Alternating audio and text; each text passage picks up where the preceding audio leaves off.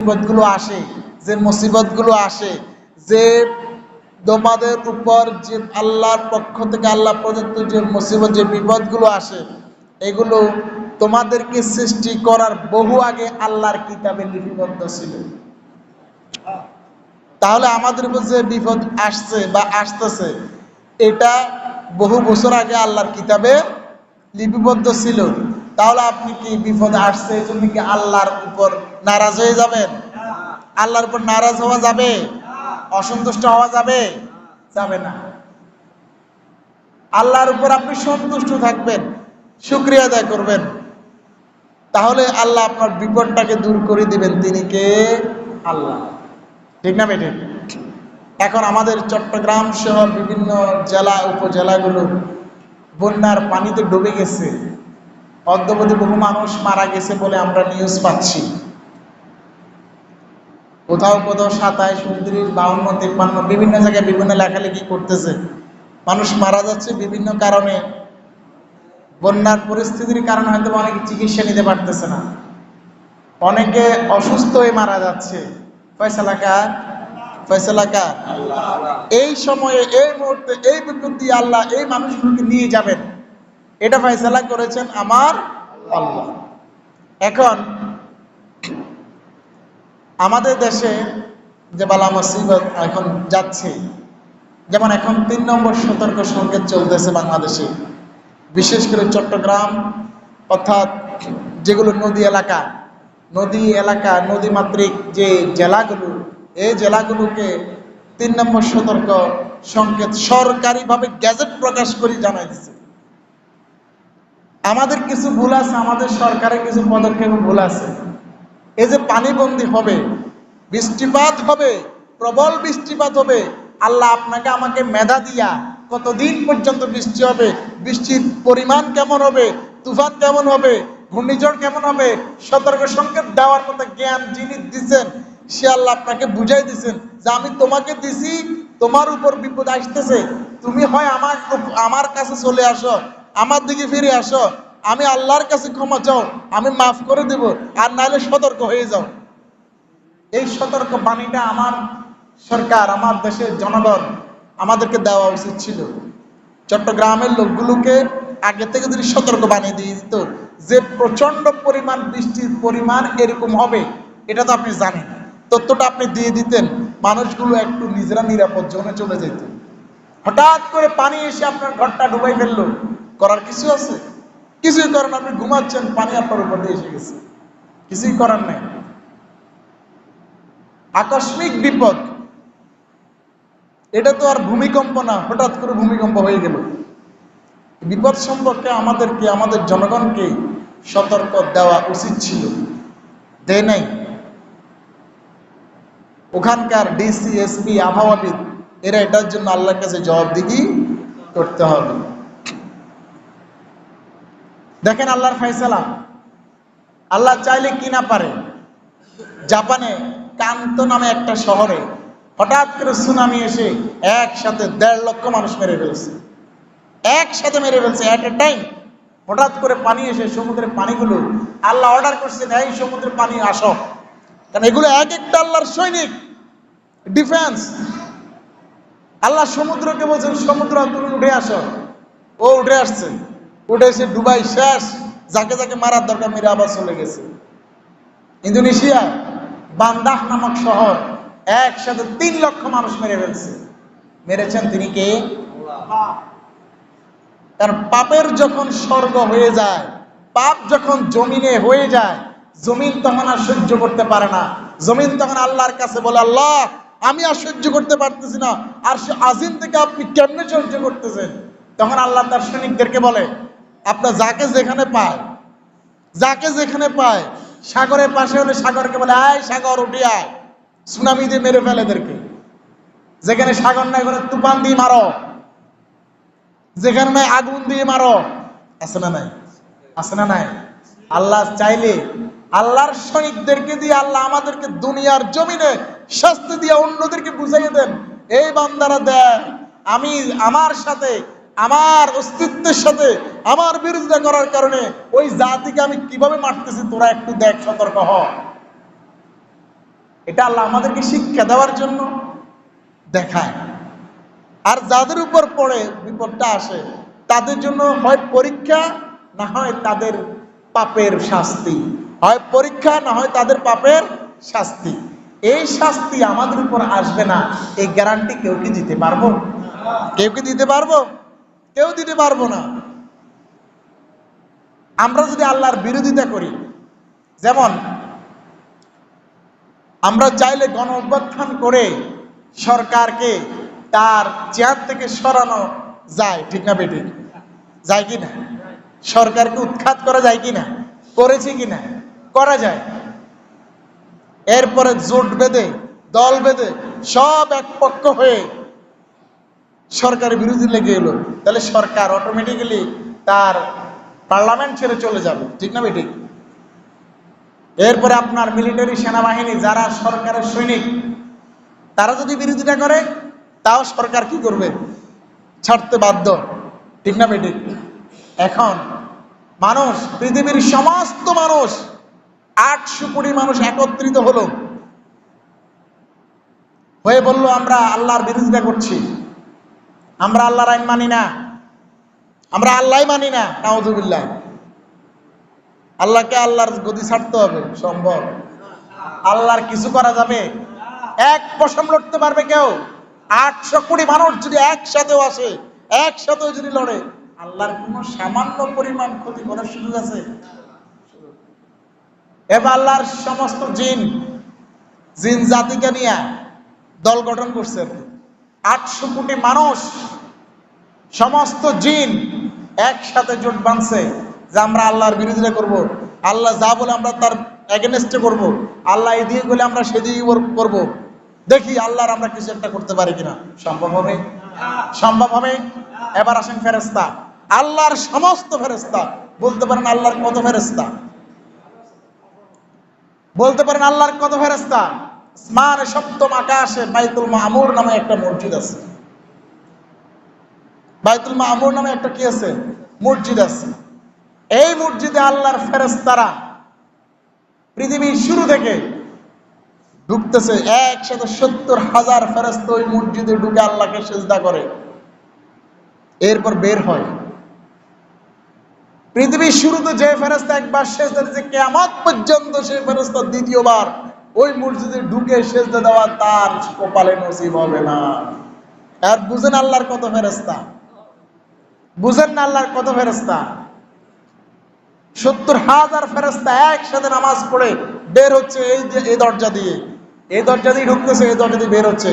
এইভাবে কিয়ামত পর্যন্ত চলতে থাকবে। যিনি প্রথমবার সিজদা দিয়েছেন, দ্বিতীয়বার ফিরে রিটার্ন এসে আবার দেওয়ার তার কোনো সুযোগ। এত সব ফেরেশতা নিয়া, জিন নিয়া, সমস্ত মানুষ, পশু পাখি সবাই মিলে বললো আমরা হরতাল, অবরোধ, আল্লাহর বিরুদ্ধে অবরোধ, আমরা আল্লাহর কোনো ফয়সালা মানি না, আল্লাহকে, আল্লাহর রাজত্ব ছাড়তে হবে। কারো পক্ষে সম্ভব? কারো পক্ষে সম্ভব? জোট বাঁধিয়ে সম্ভব হবে?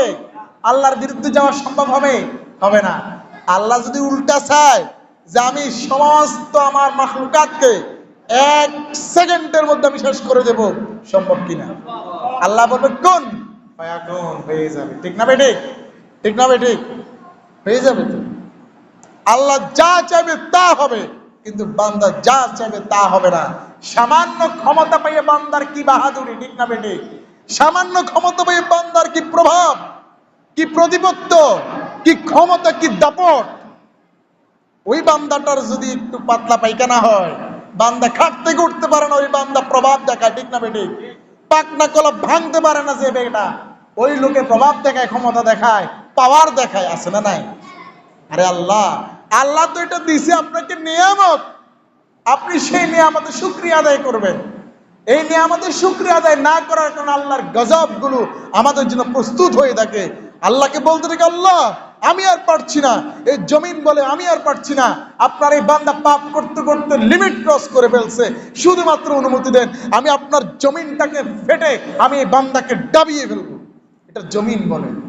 পাশে সমুদ্র বলে আল্লাহ আমার পাশে তীরবর্তী লোকগুলো পাপ কাজ করতেছে, আমার সহ্য হচ্ছে না, আমাকে শুধু অনুমতি দেন, সামান্য একবার অনুমতি দেন, একটা ইশারা দেন।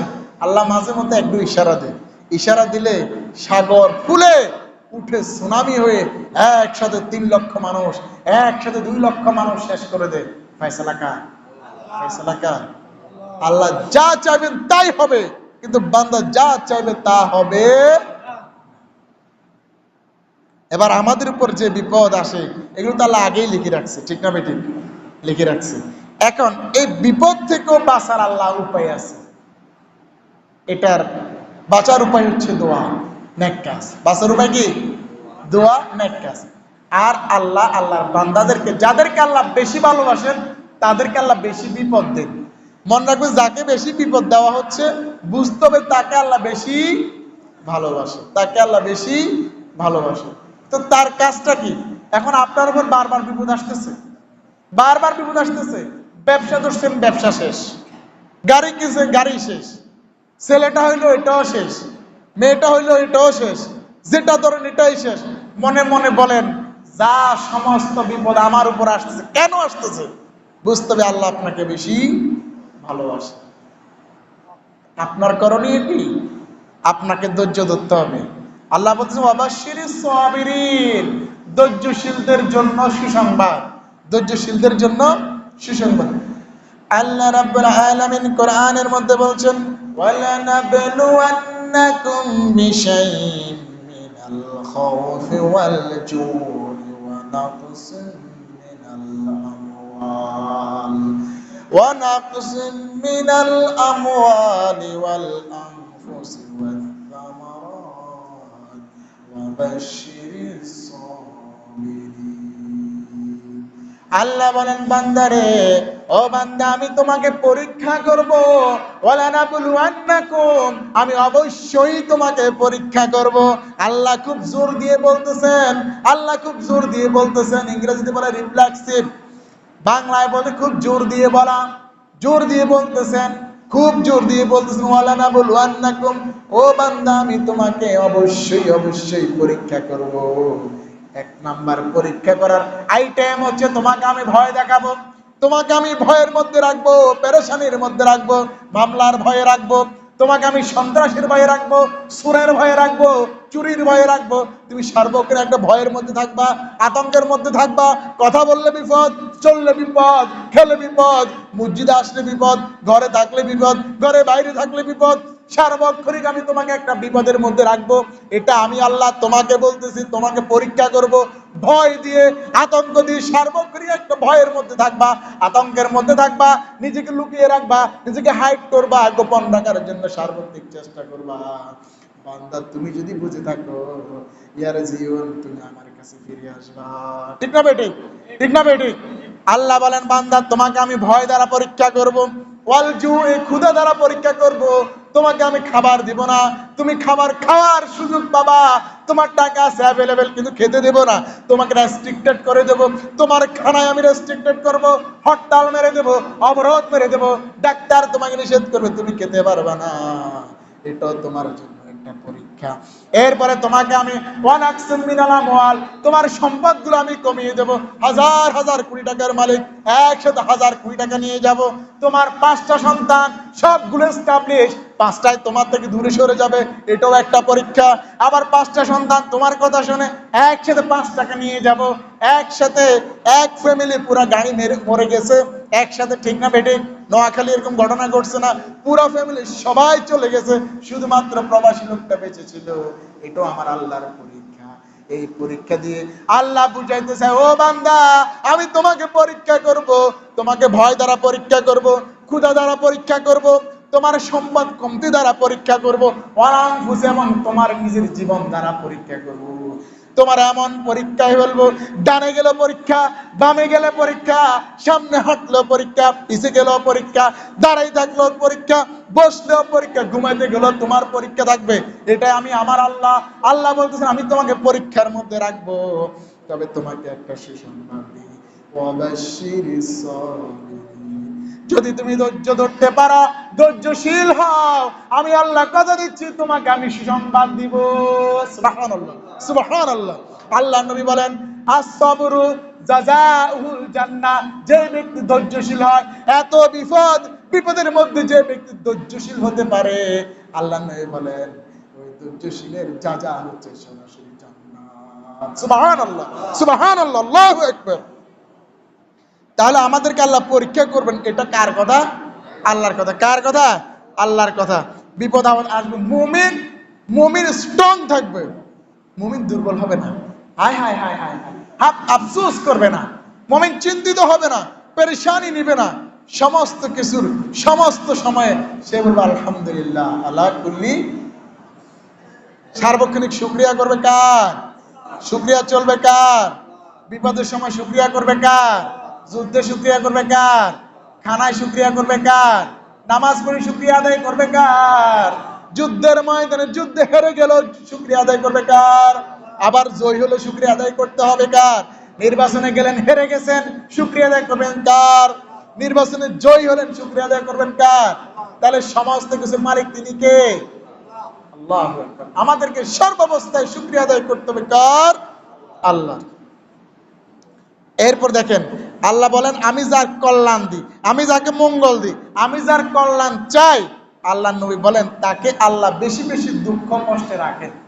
আমরা অনেকে একটু ভিন্ন চোখে দেখি, এই কারণে তার এটা হচ্ছে, বলি কিনা? আর এদের খাচ্ছত খারাপ, বলি কিনা? বলি কিনা? তার এই কারণে এটা হয়েছে, ওই কারণে এটা হয়েছে। আরে আল্লাহ তাকে পবিত্র বানিয়ে নিচ্ছেন। আল্লাহু আকবার। কাউকে যদি বিপদ দেন, মুসিবত দেন, অসুস্থতা দেন, এটা তাকে দিয়া তার সমস্ত পাপগুলোকে মুছিয়া আল্লাহ তাকে ফ্রেশ কফি বানাইয়া আল্লাহর কাছে নিতে চান। আল্লাহু আকবার। এই যে মানুষ শেষ বয়সে অন্ধ হয়ে যায়, চোখে দেখে না, ঠিক না? আল্লাহ বলেন যাকে আমি এই নিয়ামত থেকে বঞ্চিত করলাম তার জন্য আমি জান্নাত রেডি করছি। বলেন না সুবহানাল্লাহ, বলেন না সুবহানাল্লাহ, আল্লাহু আকবার। কারণ আল্লাহ আপনার থেকে একটা নিয়ামত নিয়েছে আরেকটা নিয়ামত দেওয়ার জন্য, বুঝছেন? একটা নিয়ামত নিয়ে যাবে, আরেকটা নিয়ামত আপনার থেকে 1 কোটি টাকা নেবে 10 কোটি টাকা দেওয়ার জন্য। যদি আপনি বুঝতে পারেন, যদি ধৈর্য ধারণ করতে পারেন, ওয়ালাইন শাকারতুম লাযিদান্নাকুম ওয়ালাইন কাফারতুম ইন্না আযাবি লাশাদীদ। আল্লাহ বলে বান্দারে তোমরা যদি আমার শুকরিয়া আদায় করো আমি তোমাদের নিয়ামত বাড়িয়ে দেব, আজ যদি আমার শুকরিয়ার বিপরীত করো, আমার শুকরিয়া আদায় না করো, আমি অবশ্যই অবশ্যই তোমাদেরকে কঠিন শাস্তি দিব। কার কথা? কার কথা? কার কথা? আল্লাহু আকবার। আল্লাহ আমাদেরকে বুঝার তৌফিক দিন, বলেন আমিন। আমাদেরকে বুঝার তৌফিক দিন, বলেন আমিন। এখন বলেন আমাদের যে বালা মুসিবত গুলো আসে এগুলো আমাদের একটি পাপের ফল, আর এটা আল্লাহ লিখে রাখছেন বহু বছর আগে। এবার বাঁচার উপায় কি? বাঁচার উপায় কি? আর আল্লাহ বিপদ দিয়ে তো আপনার থেকে আমার থেকে আমাদের গুনাহগুলো একদম পরিশুদ্ধ করিয়া ফ্রেশ কপি বানাইয়া আল্লাহ নিতে চান। তাহলে বিপদ আসলে আপনি এত হতাশ করবো কেন? বিপদ আসলে আমরা হতাশ হবো? হতাশ হবো? হতাশ হবো? লা তাহজান, আল্লাহ বলেন লা তাহজান, চিন্তা করিও না, চিন্তা করিও না। ওয়ালা তাকনাতু মিন রাহমাতিল্লাহ, তোমরা আল্লাহর রহমত হতে নিরাশ হইও না, তোমরা চিন্তা করিও না। অন্য জায়গায় বলছো তোমরা আমার রহমত থেকে নিরাশ হইও না। বিপদ দিছি, মুসিবত দিছি, খুব কষ্ট হচ্ছে, ধৈর্য ধরো, আমি তোমাকে আবার বাঁচাইয়া আনবো। যে জমিনে এই যে আপনার বন্যা হয় ওই জমিনটাকে পরের বছর এমন ভাবে আল্লাহ ফসল দেন, 5 গুণ বাড়াইয়া দেন, 1000 গুণ বাড়াইয়া দেন। ঠিক না বেঠি? ঠিক না বেঠি? আলুর দাম 80 টাকা 100 টাকা হয়েছে নি? 120 টাকা হয়েছে নি? এরপরে 10 কেজি 100 টাকা দিয়ে খাইছেন নি? খাইছেন নি? তো এটা ফয়সালা কার? ফয়সালা কার? পেঁয়াজ 400 টাকা কেজি, এরপর 30 টাকা পেঁয়াজ আইছে নি? আসছে নি? রসুন 500 1200 টাকা কেজি হয়ে গেছে, মরিচ 1000 টাকা 1600 টাকা কেজি চলে গেছে, সেই মরিচ কেজি 20 টাকা হয়েছে। আল্লাহ এগুলো আমাদেরকে নিয়ামত দিয়া বুঝাইয়া দেন, পরীক্ষা করে আগে বুঝান, বান্দার ধৈর্য ধর। আজ এই ধৈর্য ধরার নিয়ামত দিয়ে কি করে দিব? পরিপূর্ণ করে দিব। আমরা তো সামান্য তো হতাশ হয়ে যাই, অল্পতে কি হয়ে যায়? হতাশ হয়ে যায়। আল্লাহ আল্লাহ আমাদেরকে আল্লাহর নিয়ামত বুঝার তৌফিক দান করুন, বলুন আমিন। আর আল্লাহ নেককারদেরকে তার অবস্থা অনুসারে পরীক্ষা করেন। আল্লাহ নবীকে জিজ্ঞেস করছে ইয়া রাসূলুল্লাহ, পরীক্ষা সবচেয়ে বেশি কার? আল্লাহ নবী বলতেছেন সবচেয়ে বেশি পরীক্ষা নবীদের। কাদের? নবীদের। এরপর কাদের? এরপর যারা সিদ্দিকিন তাদের। এরপর কাদের? এরপর যারা শহীদ তাদের। এরপর কাদের? এরপর যারা আলেম ওলামা আল্লাহকে বেশি ভয় করে। আল্লাহকে যত বেশি ভয় করবেন, আল্লাহর কাজ যত বেশি করবেন, আপনার উপর মুসিবত বিপদ তত বেশি আসবে। এটা আমার কথা না রাসূলের কথা, আমার কথা না রাসূলের কথা। একদিন আল্লাহর নবীর দরবারে কোন এক জায়গা থেকে কিছু বেদুইন লোক এসেছে, একদম হৃষ্ট, না দুষ্ট দুষ্ট, তাদের গায়ে কিছু নাই, কাপড় চোপড় নাই, অবস্থা অত্যন্ত সংকীর্ণ, অভাব অভাব নিয়ে তারা রাসূলের দরবারে এসেছেন। রাসূল সাল্লাল্লাহু আলাইহি সাল্লাম দিকে তাদের দিকে তাকালেন, তাকিয়ে দেখলেন, কিছুই বললেন না। বেলালকে বলেন, বেলাল তুমি আজান দাও। বেলাল আজান দিল। রাসূল নিজে নামাজ পড়লেন। নামাজ পড়ে এইভাবে নামাজ থেকে উঠিয়ে দাঁড়াইলেন, দাঁড়িয়ে বললেন, ও আমার সাহাবীরা, তোমাদের কাছে আমি একটা আবদার রাখবো। আমার কিছু উম্মত, আমার কিছু সাহাবী বহু দূর থেকে এখানে এসেছে, তারা খুব অভাবী, তারা একেবারে কিছু নয়, অসহায়। তাদের জন্য তোমরা কিছু দান করো, তোমরা দান করো, হাসি মুখে দান করো। এরপর সাহাবীরা সকলে নামাজের পর যে যার কাছে যা কিছু ছিল সবাই এনে দান করতে করতে তাদের টুকরিটা পুরিয়া বহু বহু উঁচু হয়ে গেল। সুবহানাল্লাহ। আমরা যে নামাজের পরে প্রায় সময় আমাদের ভাইদের জন্য সহযোগিতার হাত বাড়াই, এটা আমার নবী শিখিয়েছেন। কার শিখানো বিষয়? আমার নবী এইভাবে শিখিয়েছেন। আগে কাজ চলবে কার? আল্লাহ। ইবাদত চলবে কার? এরপরে এরপর নামাজের পর এরপর আল্লাহর বান্দাদের জন্য সাহায্য চাইলে সেখানে বরকত ঢেলে দিবেন তিনি কে? আল্লাহ বলেন, আল্লাহু, আল্লাহ নবী বলেন, আল্লাহু ফি আউনিল আবদি মা কানা আবদু ফি আউনি আখি। ও আমার উম্মতেরা, তোমরা যদি সার্বক্ষণিক তোমাদের ভাইকে সাহায্য করো, আকাশের মালিক আল্লাহ রাব্বুল আলামিন তোমাদেরকে সাহায্য করতে থাকবে। সুবহানাল্লাহ, সুবহানাল্লাহ। আপনার হৃদয়টা যদি প্রশস্ত হয়ে যায়, আল্লাহর হৃদয়টা আপনার জন্য হাজার গুণে প্রশস্ত হয়ে যাবে। আল্লাহর বান্দা, তুমি যদি আমার জন্য 1 বিঘা হেঁটে আসো, আমি তোমার জন্য 1 হাত হেঁটে যাব। তুমি যদি আমার কাছে হেঁটে হেঁটে আসো, আমি দৌড়াই দৌড়াই তোমার কাছে যাব। ঠিক না বেটে? কার কথা? কার কথা? আল্লাহর কথা। তাহলে আমরা আল্লাহর জন্য, আল্লাহর বান্দাদের জন্য যদি হৃদয়টাকে প্রশস্ত করি, তাহলে আল্লাহর হৃদয় আমাদের জন্য আরো বড় প্রশস্ত হয়ে যাবে। আল্লাহু আকবার। কাল কিয়ামতের ময়দানে যখন সবাই পেরেশান হয়ে যাবে, তার জান্নাত জাহান্নাম এমন একটা বিষয় ফয়সালার সময় অত্যন্ত পেরেশান অবস্থায় থাকবে মানুষ। কি জান্নাতে যাবে কি জাহান্নামে যাবে, এরকম একটা পেরেশান অবস্থায় থাকবেন। ওই মুহূর্তে সবচেয়ে বেশি কাজ দিবে আপনার সদকা। কি? সদকা। আপনার সদকার পরিমাণ যদি বেশি থাকে, দান সদকার পরিমাণ যদি বেশি থাকে, দেখবেন আপনি অনেকগুলো সওয়াবের পাহাড় আপনার আমলনামার এক পাশে লেগে আছে, আপনি বলতে পারেন না। সুবহানাল্লাহ, সুবহানাল্লাহ, আল্লাহু আকবার। এটার কারণে আল্লাহ আপনাকে কি করে দিবেন? জান্নাতে পাঠিয়ে দিবেন। এখন আমাদের ভাইয়েরা, চট্টগ্রামের ভাইয়েরা, বিভিন্ন জায়গার ভাইয়েরা বিপদে আছে না? মুসিবতে আছে কিনা? তাদের জন্য আমাদের করণীয় কিছু আছে কিনা? আছে কিনা? তা আমাদের করণীয়, আমরা এখান থেকে যেভাবে পারি সহযোগিতার হাত বাড়িয়ে দিব। ঠিক না বেঠিক? আমরা সহযোগিতা করবো কাদেরকে? আমাদের ভাইদেরকে। আমাদের ভাইদেরকে। আমরা তো 1 মায়ের সন্তান। ঠিক না বেঠিক? 1 মায়ের সন্তান নয় কি? কে অস্বীকার করতে পারবে? আমাদের আদি পিতার নাম কি? আমাদের আদি পিতার নাম কি? মায়ের নাম কি? তো ওনার থেকে যারা আসছে সবাই আমাদের ভাই বোন না? আমরা সবাই ভাই বোন নয় কি? তা আপনার ভাই অসুস্থ, আপনার ভাই সহযোগিতা হাত চায়, আপনি তার জন্য সহযোগিতা করবেন না? সহযোগিতা করার দরকার নয় কি? এরপর আমরা বেশি বেশি তাদের জন্য দোয়া করব, বেশি বেশি তাদের জন্য দোয়া করব। আল্লাহর নবী বলেন, এ আমার উম্মতেরা, আমার সাহাবীরা, শোনো, তোমাদেরকে একটা মেসেজ দিই। মেসেজটা কি? অগোচরে, অ্যাবসেন্সে আপনি আপনার ভাইয়ের জন্য দোয়া করলেন, আপনার ভাইয়ের জন্য ওনার অ্যাবসেন্সে আপনি দোয়া করলেন, এই দোয়া আল্লাহ ফেরত দেন না। আমার কথা না রাসূলের কথা? আমার কথা না রাসূলের কথা? নবী গ্যারান্টি দিচ্ছেন, আপনি যদি আপনার ভাইয়ের জন্য দোয়া করেন, যে ভাইটা আপনার সামনে নাই, ওই ভাইয়ের জন্য যদি আপনি দোয়া করেন, এই দোয়াটা আল্লাহ ফিরিয়ে দেন না। তা আপনি বলেন যে আমি বসে বসে ভাইলে দোয়া করি, আমার লাভ নেই। ঠিক না বেঠিক? এরপরে মেসেজ আল্লাহর নবী বলতেছেন, আপনি আপনার ভাইয়ের জন্য যে দোয়াগুলো করলেন, ওটা তো আল্লাহ ফেরত দিবে না, গ্যারান্টি দিচ্ছেন। এবার আপনি যত দোয়া করছেন, ফেরেশতা তত দোয়া আপনার জন্য আল্লাহর দরবারে ডাইরেক্ট সিল মেরে দিচ্ছে। বলেন না সুবহানাল্লাহ? বলেন না সুবহানাল্লাহ? আপনি আপনার ভাইয়ের জন্য দোয়া করতেছেন, ওটা আল্লাহ ফেরত দেবেন না, আল্লাহর কথা। এবার আপনি যে তার জন্য দোয়া করতেছেন, যত দোয়া করতেছেন, ফেরেশতারা আপনার জন্য, আল্লাহ একটা ফেরেশতা নিয়োগ করে দেয় সরাসরি, আপনি হাত তুলছেন, সাথে সাথে একজন ফেরেশতা আপনার পাশে এসে দাঁড়িয়ে যায়। আপনি ভাইয়ের জন্য দোয়া করতেছেন, ফেরেশতাকে আল্লাহ আগে এটারে দেন, আগে এটারে দেন, আল্লাহ আগে এটারে দেন, আল্লাহ আগে এটারে দেন। আপনার গুনাহের কারণে আপনার নিজের জন্য দোয়া নাও কবুল হতে পারে, কিন্তু ফেরেশতার দোয়া আল্লাহ আপনার জন্য কবুল করবেন। বলেন না সুবহানাল্লাহ, আল্লাহু আকবার। আমরা আমাদের ভাইদের জন্য আমরা দোয়া করব। যত দোয়া করব, আপনি চিন্তা করেন আপনার দরকার কোটি কোটি টাকা, আপনি আপনার এক ভাইয়ের জন্য দোয়া করেন, আল্লাহ তাকে কোটি টাকা দেন, তাকে এটা দেন, তাকে ওইটা দেন, তাকে এটা দেন, তাকে সম্পদ দেন, জায়গা দেন, বাড়ি দেন, গাড়ি দেন, সুন্দর একটা স্ত্রী দেন।